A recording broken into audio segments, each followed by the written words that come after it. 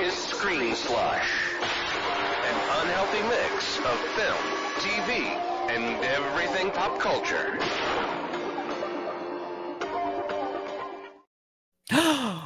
Welcome to Screen Slush, or should I say for the month of October, Scream Slush. Oh. Did you have a good one too? No, that's great okay. though. I feel like I thought of it as the words left your mouth, and I was like, oh, scream. I almost did a jump scare. Oh, at the beginning, I started like leaning up, and then I was just like, I'm too tired to do this. If we maybe tried a little bit more, we might have had props or a horror mask. That would have been a good idea this whole time. I mean, you could go into your kitchen and just grab a knife, a real one, IRL, and just hold it. Just stab your eye. Just for take the one of my pod. eyes out for the pod. It's an expense. Scream Slush is good, but so is Scream Hush. Nope. Is that too much? Is that a hat on a hat? Is it gilding the lily too much? Okay. Screen sludge. No. Of blood? Scream. I think Scream Slush is good, actually. I think it's like the best Slush. we can do. Can you cook up? You know what you should do? It's pretty low effort. It's not going to require too much. Yeah.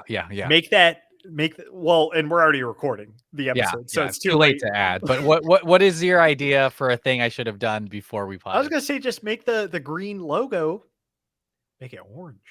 Ooh, little pumpkin, little yeah. I should just have a pumpkin on it. That should be it. Just put a pumpkin. Yeah, there you go. On top. Just anyways, on top of it. We'll do this at some point.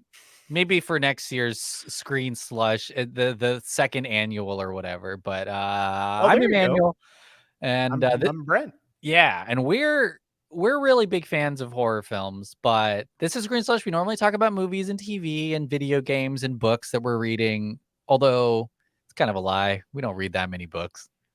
Yeah, I've really fallen off my book reading. Big time. I went to the Half Price Books, plug for a great bookstore. And honestly, just to talk about the shopping experience a little bit, well, I'll ask you, Brent. If you go to Barnes & Noble, you find a nice hardcover book that you like. What do you do before you buy it? What would be good due diligence before you purchase a $50 book? That's a good question. I always default to going to Half Price Books first. Oh, wow. Okay. So the order of operations for me is Half Price Books, Amazon. Yeah. Because very cheap. You can get it the next day. And then Barnes & Noble. I think I've only had to do that order once, and it was for The Dark Forest, which is the second book in the that sci-fi series that I talked about. Yeah. I only asked because at Half Price Books, and I'm sure I'm not the only one that does this, I would look at a book and then I would check the title on Amazon to see what the price difference is. And Half Price matches really well, and they are lower. And I bet that's part of their process now to just also double check the market price. But anyways, I bought a bunch of books and I haven't opened any of them. I bought like 4 books. It's fun. It's fun nice though. I do that. Yeah, I do that same thing. Y'all know me. I hit up the sci-fi section at Half Price. Look up like authors I love, like Clark and Asimov and stuff, and I'm just like, oh, he left. I brought up sci-fi books, and Delphin said, I'm out. That's it. Boy, I hope he didn't lose connection because this is going to get awkward fast. But where's my... Yeah. Oh, okay, good. I'm back. Sorry. Hey, I riffed, and it was great. Nice. But yeah, so I hit up that sci-fi section. I end up usually walking out with at least 2 books. And I come home and I do the equivalent of throw them in the trash right when I get home. Here's a life cycle for my book. It goes into the bag if they have one. It's in my car, there for a couple days. Bring it inside. It's next to my couch for a couple days. I put it next to my bed so I can be like, let me make sure I read this later. It stays there for a couple days.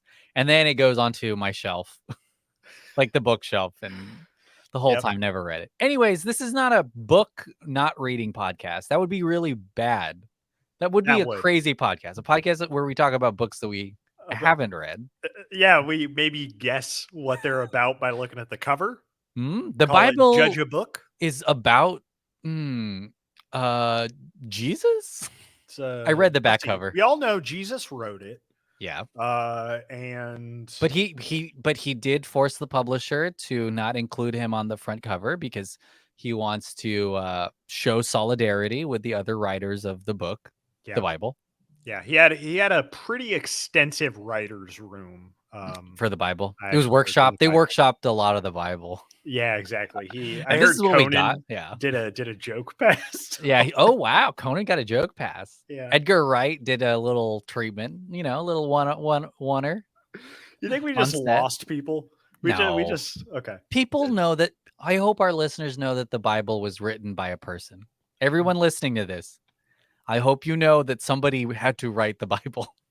Multiple Yeah. people. Anyways, we're talking about horror in this, our hallowed month of October. Screamtober best. Okay, nope. It's still Nope, Scream Slush. not Scream our Slush not our Tober. best. Yeah. We're celebrating it the only way we know how, with a draft. It's football season as well. But we're talking about the best horror filmmakers, most notable horror filmmakers. Brent and I are going to be drafting them, and we're going to be drafting them in particular categories so that we're not only going to be comprising this with GOATs, greatest of all timers, but also some fresh voices of recent years, some that kind of go beyond some of the genre of horror as well. But here are the 5 categories that we are going to be drafting in. We've got a wild card, so that's just anyone who we think we want will be in wild card. Horror icon. There's no real limitations here. It's just kind of our self-imposed horror icon category. So if one of us thinks that, I'm not going to drop any names, but if let's say someone thinks that James Cameron is a horror icon because he did the Aliens, and some people are Well, scared of the Terminator, that's Yeah. fine. You can do that, but that's your choice. That's the horror icon category. Then there's up and comer, someone who's made less than 3 films. does that mean 2 films or does that mean 3 or I'd say less? 2 or 3. Yeah, 3 or less. So as long as they Okay. haven't made like 17 horror films, they're an up and Right. comer. And I guess to add in here, it's got to maybe have been in the last like 10 years or something, Right. And we did discuss that Krasinski is out because He's he has out. 4 films now. He made the Haulers. He's and so there. He's Yeah. out. He's icon eligible, but not up and comer eligible. John Krasinski, in and out of a category. Then we've got the box office category. I'd say maybe box office success category. And this is just someone who's made a movie in the horror genre that grossed over $100 million. Brent, that is actually quite a few movies because 105 films in the horror genre have grossed $100 million or more. Very few, I think, have gotten to that next tier of, 200, $300 million movies. And then the other category, the last category, will be small budget. The great thing about horror is there is sort of this kind of this equaling factor that is a movie that costs very little can do really, really well. And that's defined as just a movie that's made or that it was made for less than $5 million. So again, we've got a wild card, horror icon, up and comer, someone who has had box office success, and then someone who made a small budget horror film. Any questions or thoughts on our categories or anything like that, Brent? I feel like we'll be able to talk about a wide breadth of filmmakers this way. Yeah. I think the categories that you made up for this one are really good. And it allows us to cover kind of the full view of horror, because it's like, like I feel like that some people might just kind of view horror as like the slasher movies, the Freddy, Jason, whatever. Horror is a massive business these days, brand, whatever you want to call it. Like, it's huge. Their movies are the most profitable. Yeah. They have like kind of long legs in terms of like their cultural footprint, Absolutely. Especially horror punches above its weight class because there are movies, like you said, don't cost much. The whole production company, Blumhouse, that has done great with smaller budgets but great marketing. And I feel like sometimes, I mean, Disney, you don't even go that far back, but movies like Megan have a larger cultural impact than some MCU show, on Disney Plus or something. And that's crazy, Yeah. but it is sort of that whole marketplace, and that I don't even know if it's a niche because everyone sort of enjoys some horror at least, but kind of the audience Yeah. of people that want to get scared. And I don't know. Brett, you watch a lot of horror movies? You know, I guess I do. I think we talked about this on something recently, but like I had never really viewed myself as like a huge horror fan, especially compared to like other people who, like John and Drew, for example. I'm not really on their level. It feels like they are, especially John, are like huge horror fans. Yeah. But and like horror movies were not something I grew up with. I think you were kind of similar. We had Mhm. similar upbringings. They were always things that I kind of had to sneak at a friend's house, where it was like, oh, this thing, oh, we're gonna watch Sleepy Hollow at Bradley's house, and like that movie fucking scarred me for like 4 weeks. And What was that? but So Sleepy Hollow at Bradley's house. that is What? a specific memory growing up that I have. Where I stayed over and in their theater room, we watched it in the pitch black, and the headless Uh-huh, uh-huh. horseman cuts a Oh guy's head no. off, and I Oh was just no. like, "What?" Wow. But Meanwhile, yeah, Bradley has seen it 700 times, has seen Saw already. So he's just munching yeah, on like candy, being like, this that isn't is anything. 100% a good summary of Bradley as Yeah. a person. But yeah, I forgot what the question was. Well, I was asking if you watched it a lot because it is sort Yeah, of I do these days. Yeah. it's not it's not even a genre you have to spend a lot of time seeking out, because there's a lot of it out there. There's a lot Mhm. of legacy horror stuff that I'm sure we'll cover too, but yeah, I guess it just comes down to how susceptible are you to being scared? Do you like to feel that way? And do do do you not, because there's also this kind of group of people that watch these movies that are too tough for it, I hear this a lot. Yeah, They're like, "This is stupid," in a horror movie, and it is sometimes. You're like, it "Okay, is. It can be. that little kid is gonna go into the closet by herself and lock the door behind her. Cool." Yeah.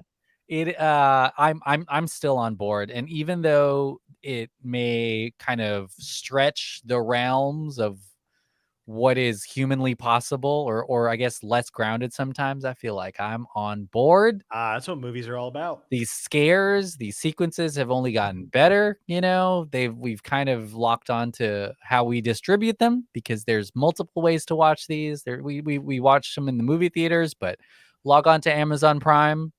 You can get a million versions of a movie that Yeah. also were made, but could be a little more schlocky, could be a Gotta little hit more up low budget. Tubi, Yeah, get a hit up Tubi, watch something Crackle. some guy made on his GoPro in the desert as a horror film, did some Photoshop key art and then put it on Tubi. I Yeah. think it's all possible, and so it's a wide-reaching genre. And I'll say this, I'd much rather watch a bad horror movie once than a bad movie in another genre once. Maybe sci-fi. I kind of, even when it's super Yeah. convoluted, you can't follow it, doesn't make any sense. Just kind of on board as long as there's a lot of, Yeah. I guess some good buttons effects and in there. science behind there, but horror's up there Yeah. too. Some aliens. Yeah. Yeah. I agree 100%. Yeah.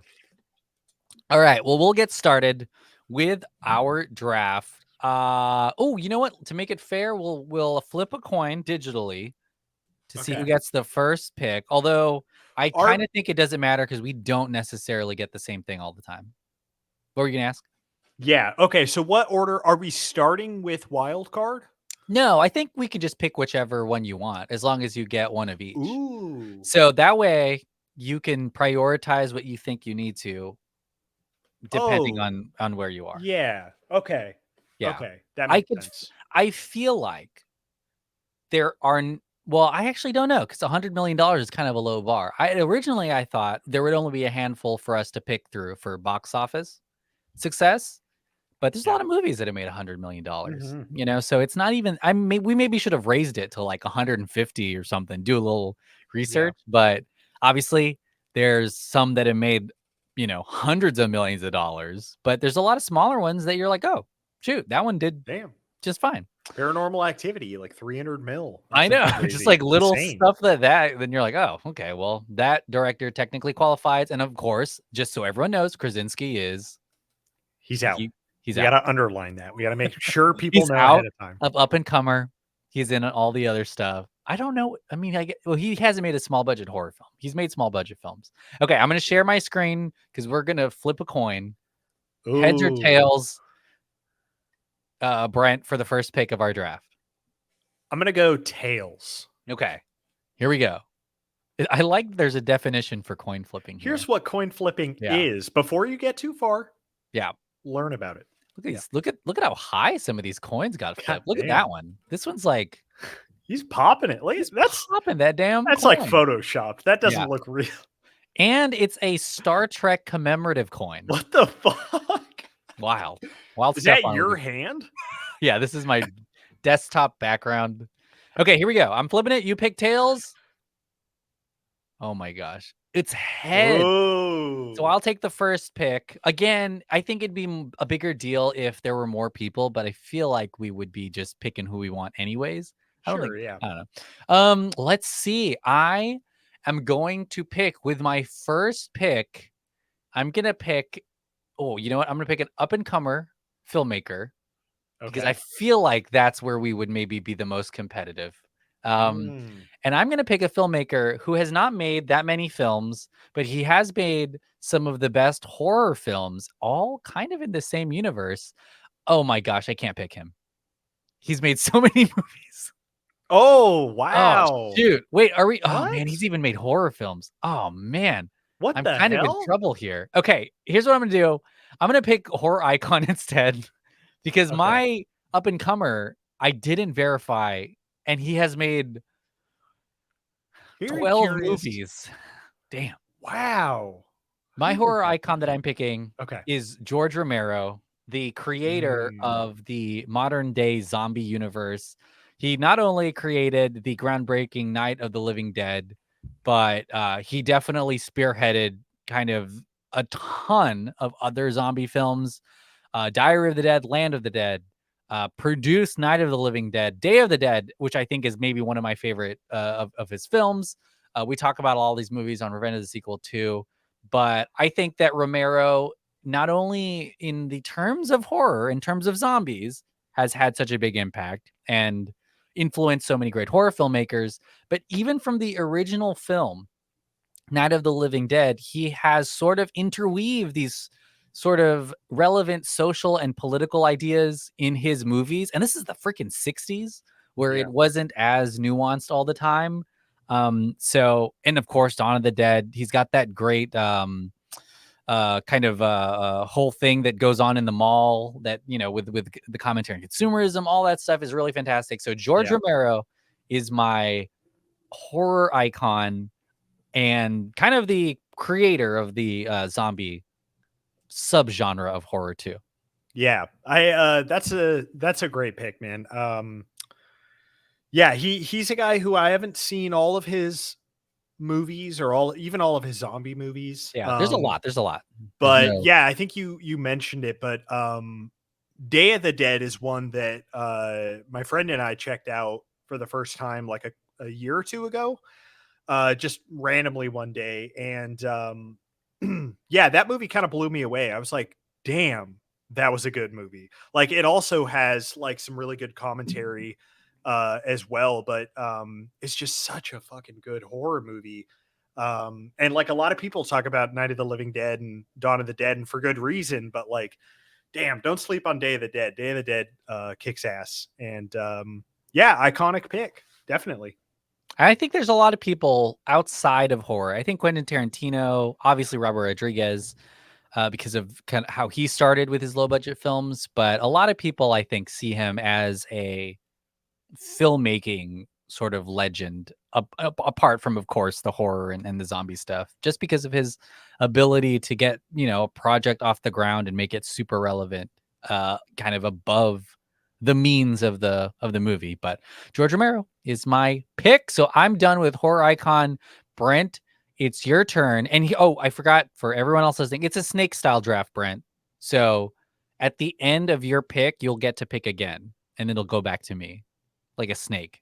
Does that make sense? Okay. So it's not just me getting the first pick, of every round. It'll be you and then me, and then Okay. kind of is weird to have a draft anyways with two people, but it's fine.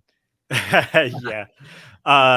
Sounds good. Well, you know what? I'll just go ahead and I'm almost wondering if strategically it's better if I don't Ooh. do my icon now. But then again, That makes sense. there is a good amount of overlap between categories and directors where they Yeah. can fit in different ones. So I'm just That's going to do true. icon. Yeah. And this is pretty obvious if you know me and what movies I love, but I'm going to go John Carpenter. Yeah. You know it was coming. Yeah. Yeah. I mean, I think when it comes to horror icons, he is way up there, and it's interesting because I think most people would say for Halloween, and I think that is very true. Maybe just like objectively, that is the movie that kind of cemented, although it's his first movie, but like His third it's movie, oh, you're right. He had Dark Star, An Assault on Precinct 13. Assault on oh, it's such a good movie. If we were doing this pod in 1980, he would be our up and comer. He would He'd wow. qualify. Krasinski would not be qualified. He wasn't born yet, I don't think. He was 2 years old or something. Yeah. But yeah, but for me, it's more, it's The Thing, it's Prince of Darkness, it's In the Mouth of Madness, which is an incredible and super underrated horror movie. And yeah, I just think like and also on top of that, he made Halloween, and that's just had this insanely long cultural legacy. And yeah, just the horror movies he's done are just some of the best of all time and have like really stood the test of time too. I think like The Thing is an interesting one where like when I was growing up, that's not a movie people talked about or really knew anything about, but then kind of like I feel like with the rise of the internet and kind of like online communities growing and like sharing amongst themselves, that movie's place in like history, like cinematic history, has grown so much. Yeah, so Carpenter is my icon for sure. Great pick. I'd say he is maybe on the Mount Rushmore of horror filmmakers. There's no way John Carpenter's not up there. And he's also got this great career that spans all the escape movies from New York and LA.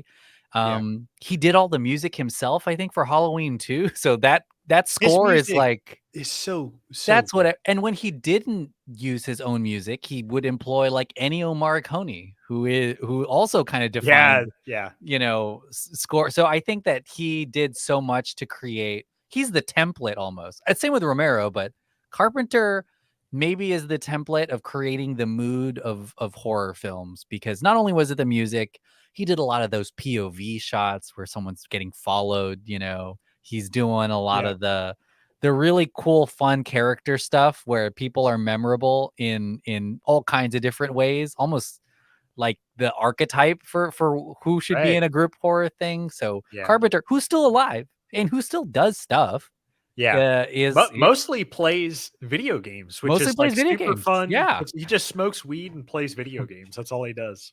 It's great. I mean, Carpenter's a great pick. I do feel weird that we're done with a horror icon. There's so many people we left, like on, we'll talk about it at the end, but you can't really, the limitation is there for a reason. So we talked John Carpenter and George Romero. Sorry. Okay.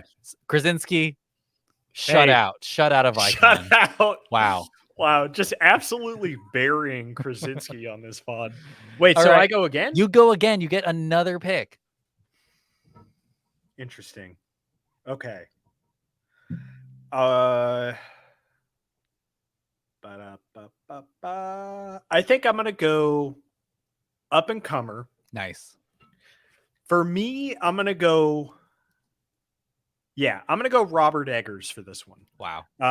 There were some other people who I'm sure you probably thought of, maybe even picked. The I think list, are great. The list is shorter and shorter the more research you do, because there's people that you're like, I'm hearing of this filmmaker now, but then you're like, oh, they've made like 8 Right. movies, and so only recently are they now getting, a ton of success. Yeah. Yeah, but I think I think Robert Eggers is a guy who uh He's your guy.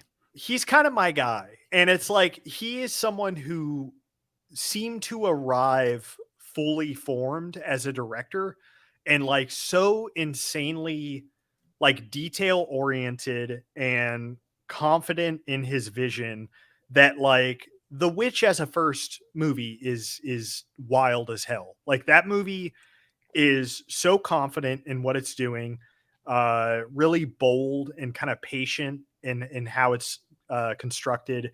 And everything he's done kind of since then have only solidified that further. Like he is a very he's a very good, I think, horror director Mhm. who makes like interesting like horror kind of adjacent stuff now. Because The Witch I'd say is horror. Mhm. The North wait, no, not the Northman. The The Lighthouse Lighthouse, yeah. is a horror, In I a think. way, yeah. And then the Northman has some horror elements, I guess, but is kind of like Viking, like Yeah. thriller or something. But yeah, he's doing Nosferatu He now. loves he likes to be around the genre. He likes to be around the genre. He likes period stuff, kind of specific time periods that he can like research.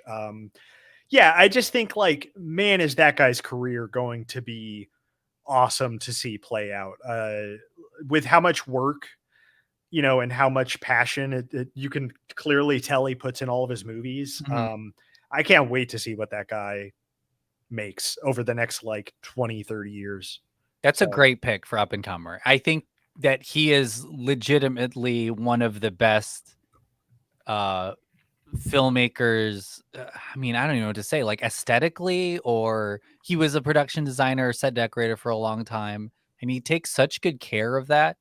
And to include not only the things that you can see and touch on set, but also now, the way the movie looks, the film grain that you pick, and the cameras that you're using, and then you give him the the best aspect actors ratio. available, and Yeah. he's writing, in kind of the way those people would talk, but introducing, I think, the horror elements, I feel like that's kind of what makes his stuff so cinematic, because a lot of it, especially in The Lighthouse, is incredibly, claustrophobic, but very subjective to what those main characters are experiencing, which Mhm. is really scary stuff. If you think about being stuck in a lighthouse with Willem Dafoe and no one's coming to help you, but it is also like I can't wait for that Nosferatu movie, because it's gonna be. Yeah. We know it's gonna be really dense and rich and maybe a little bit quiet, but we know it's gonna be really scary. And yeah, Yeah. Eggers is great, and I think he's got a really long career ahead of us. And it's funny to hear him talk, because he is so self-effacing to a weird point. Like, Yeah. he comments on his movies as if they're giant. He's really proud of them and the crew, but there's a lot of stuff where he'll say like, "Oh man, I should have done this," or "Oh man, this didn't Yeah. work out." And I was like, "What are you talking about? This movie's like really Yeah. fantastic." It's kind of funny to see him. It's Maybe it's like a perfectionist thing going on. Yeah, and I don't know why, but you would think he's British Yeah, or something, and then you hear him talk, and he's just like a guy, like a yeah, 32, 35-year-old, just like guy, yeah. um, from where I think New York or whatever. But yeah, I can't wait to see what that guy makes. It'll Eggers be is a cool. good pick for up and comer. Okay, cool. So now it's my pick. I'll have two back to back. I'm gonna go with small budget. So again, this is just someone who's made small budget horror films, which is a lot of people. Doesn't necessarily mean they're making them now. Yeah, I'm just gonna throw that out there, because it's hard for a small budget filmmaker to just decide to stay there. It's not like there are people who decide I'm only gonna make some for X amount, but I'm yeah. picking for small budget filmmaker who has transitioned to TV as well and made some bangers on Netflix. Hmm. And that's Mike Flanagan, who started with a very small short film called Oculus, then made Absentia for no money, Yeah. $70,000. Then he made Oculus, for less than $5 million. Then he made Hush, which cost very little too. Yeah. The Yeah. guy likes to make really great atmospheric horror films. And honestly, in his TV stuff. And he made Gerald's Game and Doctor Sleep. Doctor Sleep, I think, cost a ton of money, a shit ton of money, but Gerald's Game didn't. But Yeah. also, I mean, I'm also adding in there Midnight Mass and The Haunting of Hill House, all the other stuff he's working on. I think not only is he a huge Stephen King guy, but he's just a great horror filmmaker. And I'm always excited to see what he does. He's got a great partnership with the actors he works with, including his wife, Kate Siegel. But man, a Mike Flanagan movie is a movie that is going to make you feel Yeah. really sad, but then also very, I think, clear about what it's trying to say. Yeah. Whether it's religion, whether it's family, whether it's about love, or whether it's about loss, which a lot of them feature, or addiction. Yeah. It tackles that, and then it adds like that spiritual type of horror thing going on. I'd love to talk about it more, but it spoils so much of his work to talk about, like Yeah. the monster or the scary thing in his movies. But I love it. I love the way his stuff looks, the way it's written, and just what he does to add kind of the elements that make his movies and shows so sticky in our minds is so good. Mm. But Mike Flanagan, and kind of maybe someone who has done more small budget stuff than big budget stuff, on his list, Doctor Sleep and then the second Ouija movie are the only two that like reach a tier where you're looking at box office. The other ones are Netflix or, just a couple people in a room type of horror films, and they're Yeah. all so good. But Mike Flanagan, he's my small budget guy, even though I know he's doing really, really big stuff now. And I guess he's just doing Stephen King now, right? Basically, yeah, it's I think like the hot rumor right now is that Amazon, because I think he signed a deal with Amazon now, right? I think Amazon wants him to do Dark Tower, Oh, shoot. and he's apparently been working on Dark Tower, not even like being That's a tough one. paid. Yeah, but he's been like working on that, which like if anybody can crack that, Oh, shoot. it's him. Flanagan owns the rights for Doc Tire, his production company. Oh, They that's what bought it them is. in 2022. So Amazon is on board, but he can do whatever he wants with it. Dang. That's crazy. That's exciting. He's gonna be doing that for a long time. That's a Yeah. long series. Yeah, you kind of you took Flanagan from me, man, on one of my categories, so I gotta come up Nice. with something else. But that's yeah, I mean, if you're talking kind of horror stuff in the modern era right now, like Flanagan's gotta be on there, man. Like his hit rate, Yeah. god damn. Like he from his shows that are all great to his movies that are also I think like all great to varying degrees. Yeah. Yeah, he is able to balance the scares, which all of his horror stuff has, with character stuff really well. Like his characters are just some of the best in any horror thing recently. Mhm. Yeah, like Midnight Mass was just like one of the best Mhm. horror things I've seen in like the last 10 years. Like Yeah. it's so good. And it's a show that's so dense and has a lot of dialogue. There's like a scene on a couch where the two main characters volley monologues back and forth. I love that shit, dude. I truly do. Unironically, it's great. It's so heartfelt and like earnest. Yeah. And like you need that with horror. You can't have like somebody who's just like a winking, I don't know, like smarmy kind of asshole and making a horror thing. I feel like he needs, I mean, you can have him make a Freddy movie and that's perfect. But yeah, you kind of need that earnestness. And I think he has it. Yeah. Cool. All right. Let's talk. I got another pick here, and I'm going to go back to up and comer. So a person that's directed only 3 movies. My number one pick actually directed a lot more than I thought. There's just 3 that I knew of, but this guy is kind of a cheat. He's only directed 3 films, but he has definitely worked long and hard in horror, at least since the early 2000s, because my guy is someone who has worked on the Insidious franchise and the Saw franchise. I'm picking Leigh This Whannell. is Leigh Whannell, yeah. Leigh Whannell, he's only directed 3 films. He's Good directed pick. Insidious Chapter 3, Upgrade, and The Invisible Man, but has Yeah. had his hands in a bunch of great horror films. I even consider Dead Silence, which is James Wan's ventriloquist dummy movie, Yeah. as like a really scary movie. And he very often touches outside of the horror genre. He's got a partnership with James Wan, who maybe is a horror icon actually at this point. But Leigh Whannell is so fun because there's this genre, and there's another guy I wanted to pick that kind of balances this too, but sort of that horror that also has a healthy amount of comedy in it. That's something I know Invisible Man is not that, but Minimal. all of his other stuff has that. Yeah. He actually is maybe casting himself as comic relief in a lot of these movies too. He acts in a lot of these horror films. Yeah. But I just thought it was great to have him represented, and a guy who's been doing this for a while, but only recently is starting to direct a lot more. And man, The Invisible Man was really, really good, and maybe the best of this new Universal monster verse or whatever that they're doing at Universal with their monsters. But Leigh Whannell is my pick for up and comer, even though he's kind of already there. He's already at the come up. But I can't wait. I really don't know what he's directing next. I don't know even if it's horror, because Upgrade isn't necessarily full horror. It is I guess a body horror in a way, but definitely a sci-fi thing. So I don't know what he does next, but I know it's gonna be pretty good.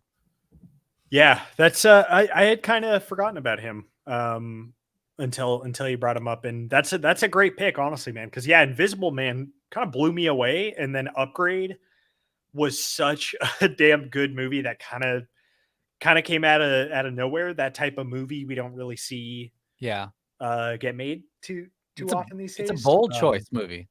Yeah, but that's a great pick for up and comer. Yeah, I love it. Nice. Well, now we're done with up and comers. No more up and comers left. Ooh, and icons. And icon. Old no new. icons. Oh wow. Okay. All out. Brent, Okay. you've got 2 in a row here. Okay, so I'm gonna do. Let's see. Okay. Yeah. Okay. So I'm gonna do. Feel like I'm gonna be stepping on your toes on this one. Oh yeah. No, you know what? Pivot. Last minute. Wow. Box office. Okay. Over 100 mil. Hope you agree with me on this one. I'm going M. Night Shyamalan. Oh, nice. A director who I've always had a soft spot for. I've grown up with his movies, like literally, like Sixth Sense, which I would classify as a horror movie. Yeah. It's not like a gore fest, but it's a horror movie. I was gonna say it's about ghosts. I don't think that's a spoiler to say it's about ghosts. Well, it's about no, I don't think it. Okay. It's also 25 years ago. I know. But yeah, ever since I was 8 or 9 years old, which is within that time period that I talked about going to Bradley's house, where like horror movies or scary movies were extra scary because it was more, I wasn't seeing them. Yeah. I would just hear about like this scary thing. And Sixth Sense was maybe one of the first ones that I was able to see because it's PG-13. Yeah. And I watched it probably with my sister or something, and it scared the shit out of me. And I think when it comes to actual scary movies, like movies that instill fear and kind of terror, Shyamalan has made some of the best of those, I think. Like when you think about Signs, Signs is a legitimately very scary movie. That also balances that kind of family character stuff really well. And he's obviously a big box office juggernaut, especially those early movies. And now he's kind of slipped into a mode where, it appears that he keeps refinancing his home, and then he finances his movies. They do pretty well. He saves his home, and then he does that again. Yeah, he takes a little off the top. It gets a little cut, which seems to be working for him. I still love checking out each of his new movies, but yeah, you kind of can't deny that like initial run of like 3-4 movies where he was like a household name. His movies were relatively cheap, and then they were making a lot of money. Mm-hmm. So M. Night, I think he deserves to be in that conversation.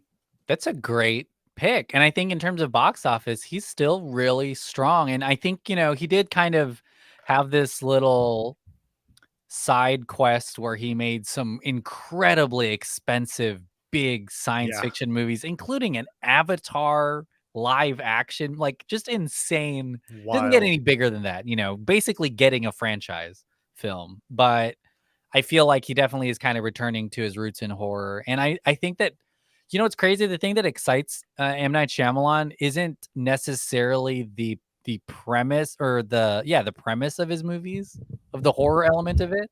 Mhm. It's so much more the complicated humans in his movies. You brought up Signs, but like it's Mel Gibson playing a ex pastor who has lost Yeah. faith in God. And it's not like a very simple main character. It's always so complicated. And even Yeah. like Sixth Sense is a just wild idea for a movie. And I think Yeah. that that's what is great and really inventive. And he's still doing it now. I watched Old. That was pretty insane too, but also pretty fun. He does kind of like this his little Split universe, or what is the name of that universe with Split and those other I think it's like it's named after the train, oh, right? okay. It's like the Rail 187 trilogy or Yeah. something like that. Yeah.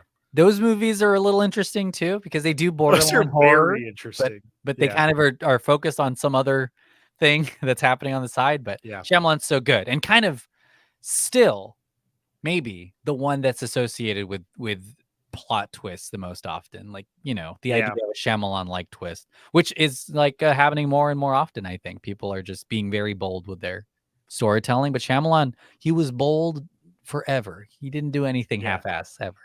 That is very true. Yeah. Brent, you've got another pick. Oh, I think. Yes, you do. I You do. do. You got two.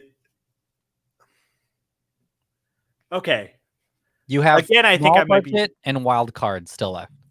I'm gonna go with, and this is ironic. I'm picking this guy for this category, Yeah. but I think it applies. Uh-huh. I'm going James Wan. Wow. I'm picking him for this because I'm going back to the beginning. Yeah. Yeah. He made Saw for roughly $1 million. That movie, I loved it at the time. I feel like it showed how many skills he had as a director and what he could do with limited resources. Mhm. And obviously that movie, I mean, Jesus, Saw 10 comes out Oh, next month. and that's just one of the That's franchises that just he one of the started. franchise that Yeah, kind of wild. it is crazy, James Wan's career. But yeah, I mean, the fact that he started with Saw was one of those like high school movies for me where people were talking about like, oh man, you got to see Saw. It's fucked up. And the ending, crazy. And I was like, okay. And I like sat through it and it was brutal and rough. But again, at the end was just like, holy shit. And I just feel like, yeah, what he started with so little, from 1 million to however hundreds of millions of dollars, Yeah. even just Saw We're has probably generated. pushing billions with James Wan. Don't you think like The Conjuring probably made some, God, astronomical amount of he's money? made a lot of people a lot of money. Yeah. And listen, the guy's talented as hell. And he's still cranking out, putting out bangers like Yeah. Malignant, and he's having a great time. And I I love forgot it. about Malignant. He's an icon just for Malignant. He's up there Just now. yeah, Gabriel himself. Yeah. That was the guy's name, the head in that movie. We'll Right? never Gabriel? forget Gabriel. Yeah. God, king.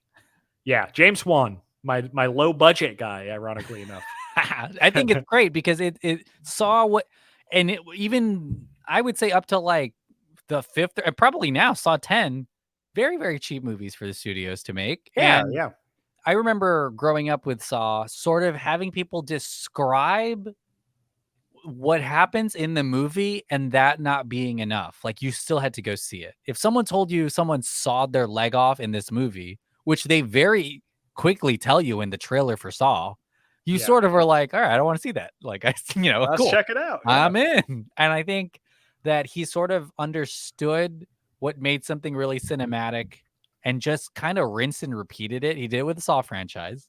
He Yeah. did it with Insidious. And now he's doing it with The Conjuring while he's making his Aquaman movies. But Crazy. just the Conjuring universe has made $2.2 billion across 1, 2, 3, 4, 5, 6, 7, 8, 9 movies. And 9 movies? I feel like God he's damn. sort of, I don't know if we're going to talk about him, but he's sort of even like created this stable of now next gen horror filmmakers because he hired David Sandberg to make an Annabelle movie.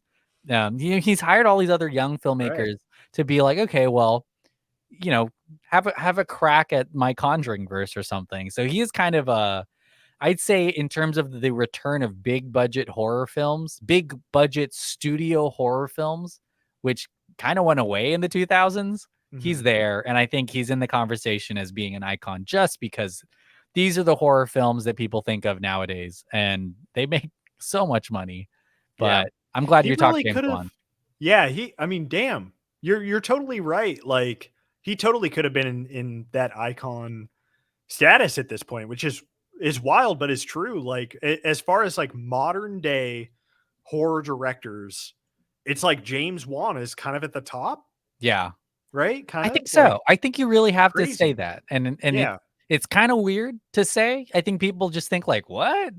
James Wan, the guy who made a But Fast and Furious, DC movie, and Malignant straight to that was like a Max premiere or something. But you're like, yeah, yeah.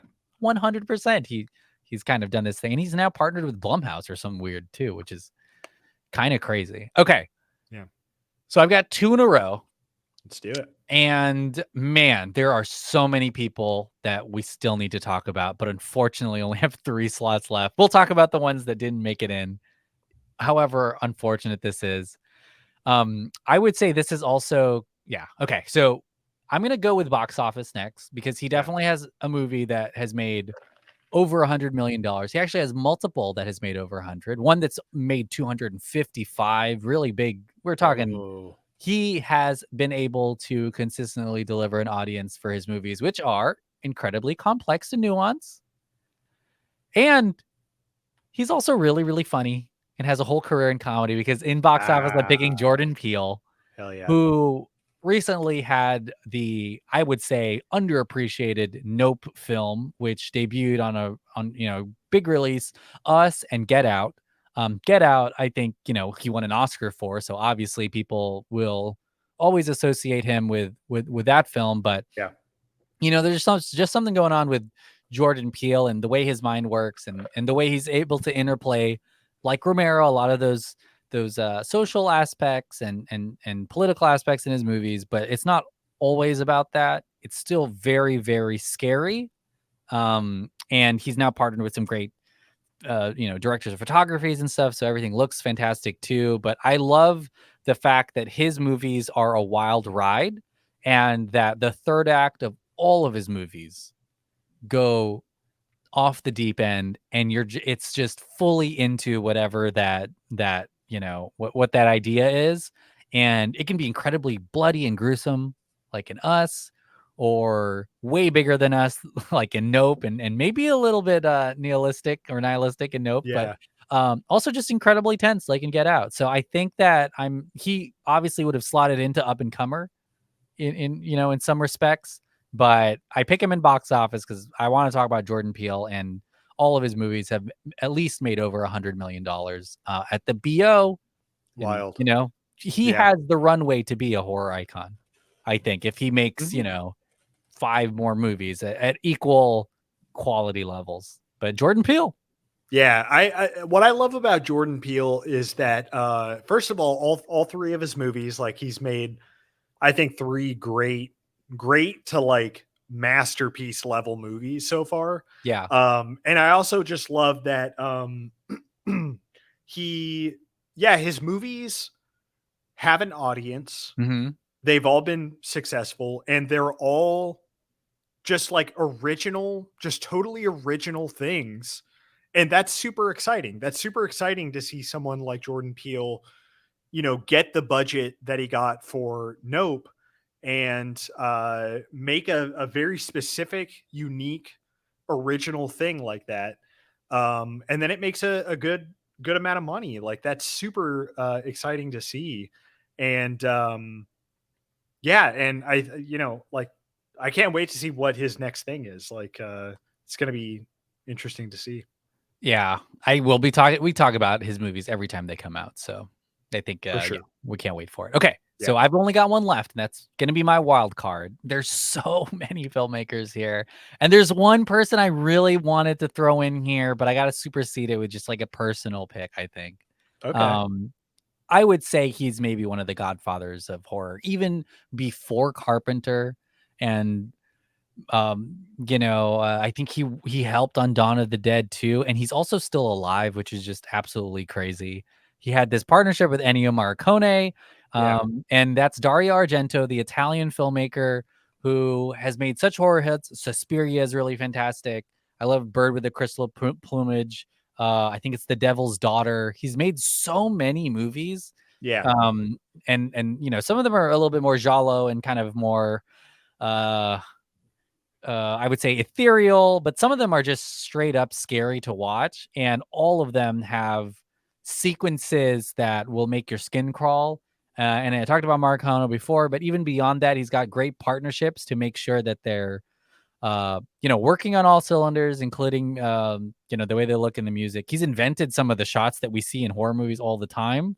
And he just had a movie come out last year called Dark Glasses, which I heard was just a How little dark too are much, those but glasses? you A little can't too see much. them. Nice. But I picked Dario Argento.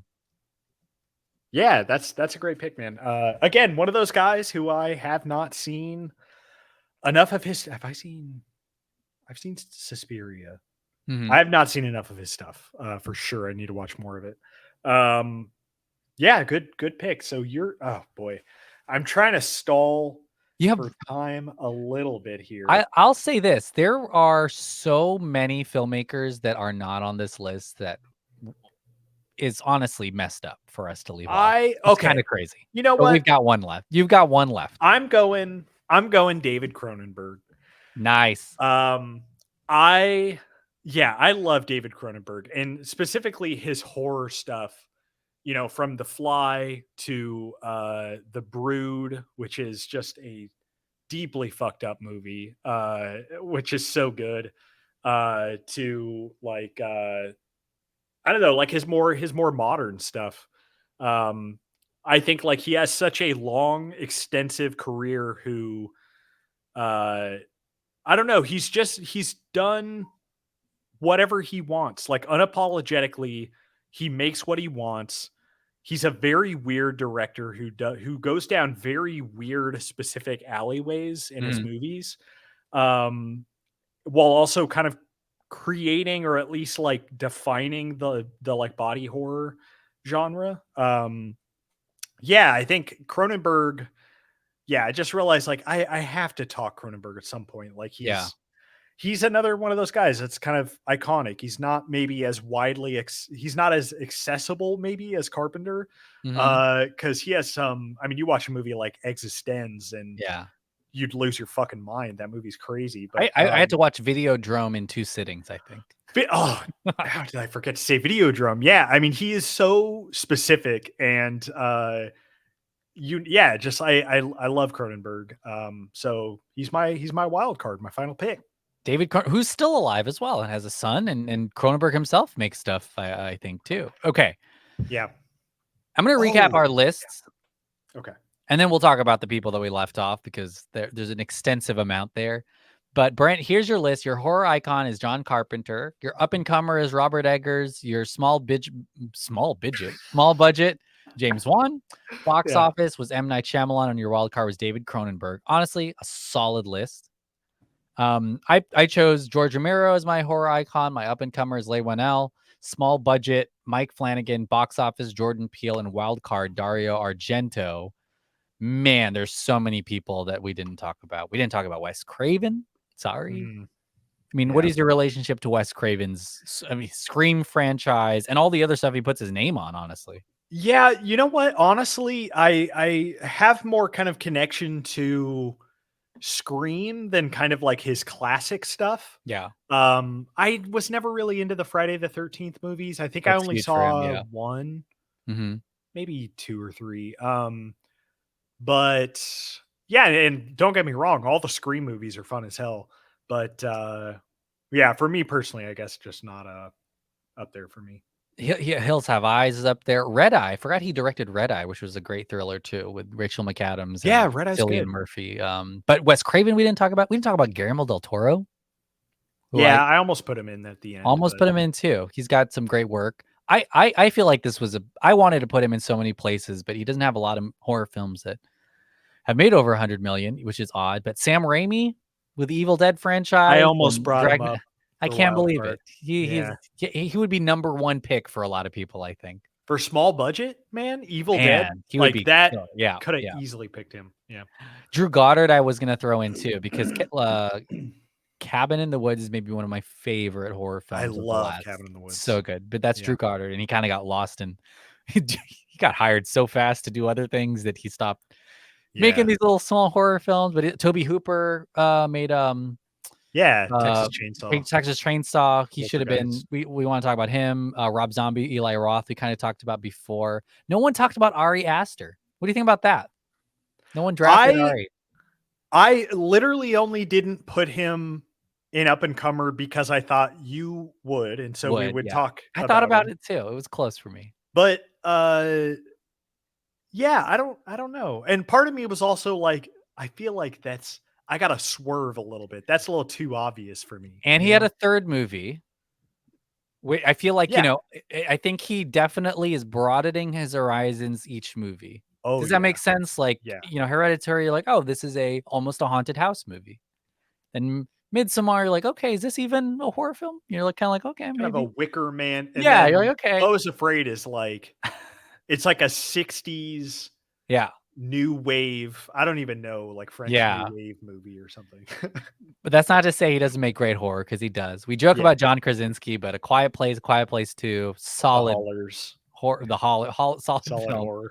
This is who I was gonna have in my up and comer until I realized he's made so many movies. It's Ty West, because the Oh X yeah. Vaccine, those are such good movies. And I'm like, oh wait, Dude, The Innkeepers, he's pretty House established. of the Devil House of is the Devil. He's done incredible. so many things, and I was like, man, Ty West is maybe um just now getting a lot of support for his partnership with Mia Goth. Like that was a match made in heaven. Those movies are great.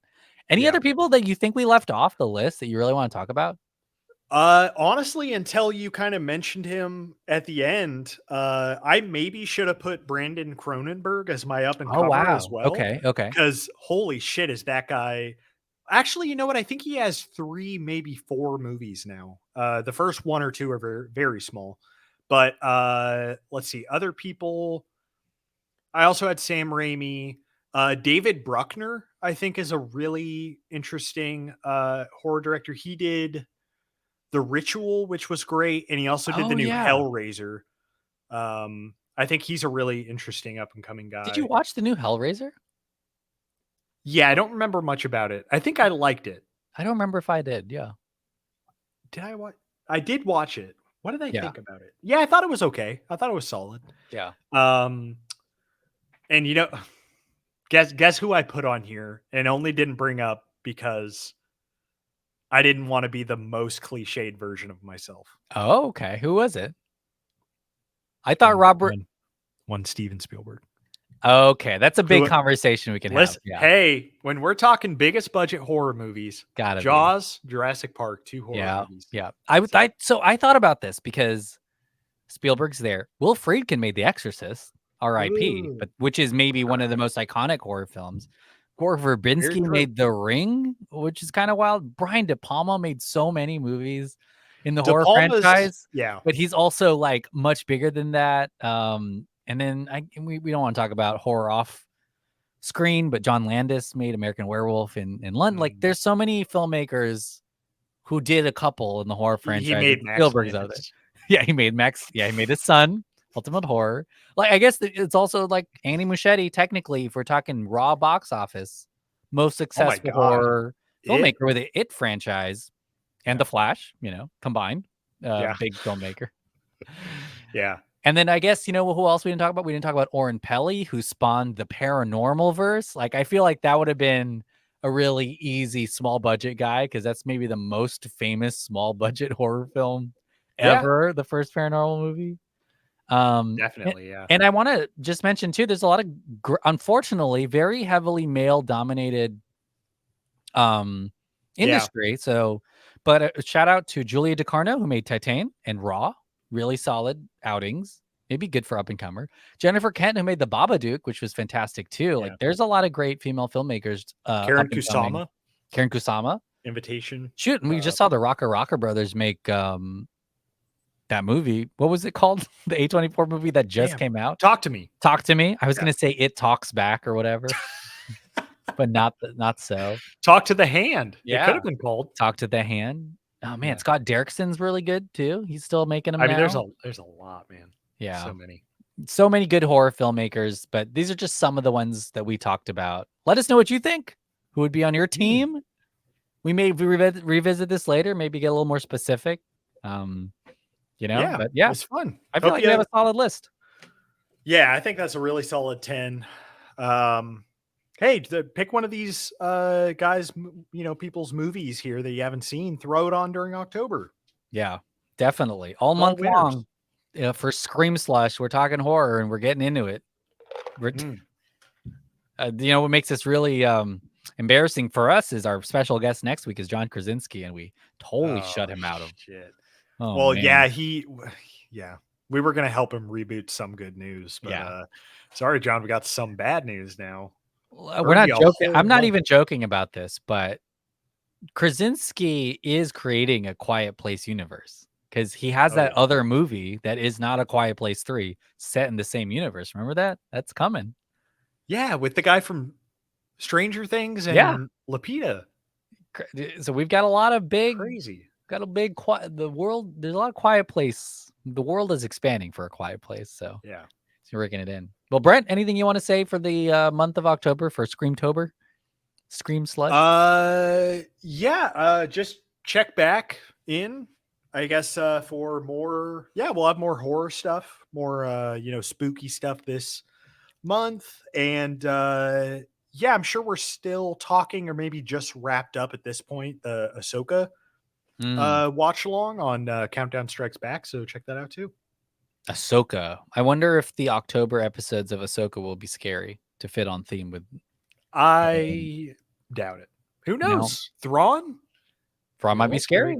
Yeah. I noticed with Ahsoka, there's maybe more people, more actors that are painted different colors than any other Star Wars thing ever. Because Hera is green.